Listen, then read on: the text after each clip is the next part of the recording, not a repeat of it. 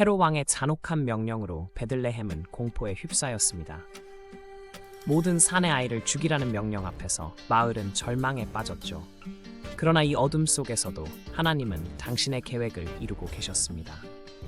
마태복음 2장은 인간의 악함과 하나님의 구원 계획이 대비되는 강력한 이야기를 보여줍니다.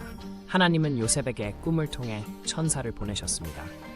헤롯이 아기를 찾아 죽이려 하니 일어나 아기와 그의 어머니를 데리고 이집트로 피하라는 명령이었죠.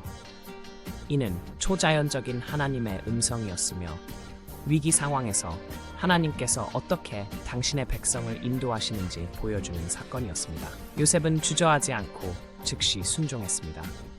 밤중에 가족을 깨워 이집트로의 긴 여정을 시작했죠. 이는 단순한 피신이 아니라 하나님의 음신에 대한 믿음의 행동이었습니다. 요셉의 순종 모델은 오늘날 우리가 위기 속에서 하나님의 인도하심을 신뢰하고 실천해야 함을 상기시킵니다. 요셉의 가족이 안전하게 떠난 후 헤롯의 명령이 실행되었습니다. 베들레헴에 무고한 아이들이 학살당하는 비극이 벌어졌죠. 이 사건은 인간악의 극단적 표현이었으며 동시에 예수님의 탄생이 얼마나 위협받는 사건이었는지 보여줍니다. 그러나 하나님은 당신의 아들을 보호하셨습니다. 요셉의 가족은 이집트에서 안전하게 지낼 수 있었습니다. 이방 땅이었지만 하나님의 보호 아래 그들은 평화를 누렸죠. 이 사건은 하나님께서 당신의 백성을 가장 예상치 못한 곳에서도 보호하실 수 있음을 보여줍니다.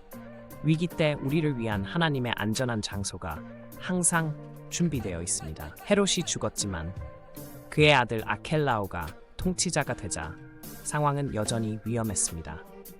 이때 하나님은 다시 천사를 보내 요셉에게 갈릴리로 돌아가라고 지시하셨죠.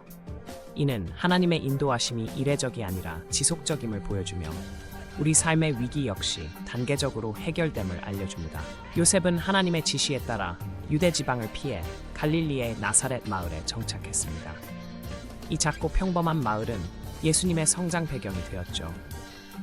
나사렛 사람이라 칭하리라는 예언이 성취된 이 사건은 하나님의 계획이 모든 세부 사항까지 완벽함을 보여줍니다. 나사렛 정착은 단순한 지리적 이동이 아니라 구약의 예언이 성취된 사건이었습니다. 마태복음은 이 사건이 선지자들의 말씀을 이루기 위한 것임을 강조합니다. 이는 하나님의 말씀이 반드시 이루어짐을 보여주며 우리 삶의 혼란 속에서도 하나님은 당신의 계획을 완성하심을 확신시킵니다. 오늘날 우리도 다양한 베들레헴 학살을 경험합니다. 정신적 고통, 관계의 파탄, 경제적 위기 등이 현대판 위기죠. 그러나 마태복음 2장은 이러한 상황 속에서도 하나님의 음성을 듣고 순종할 때 보호와 회복을 경험할 수 있음을 보여줍니다. 모든 위기는 하나님과 더 깊은 관계로 들어가는 문입니다. 요셉처럼 하나님의 음성을 듣고 순종할 때 우리는 예상치 못한 나사렛으로 인도받을 수 있습니다. 당신의 인생에서 하나님은 지금 어떤 음성을 주시고 계시며 어디로 가라고 말씀하시는지 묵상해 보세요.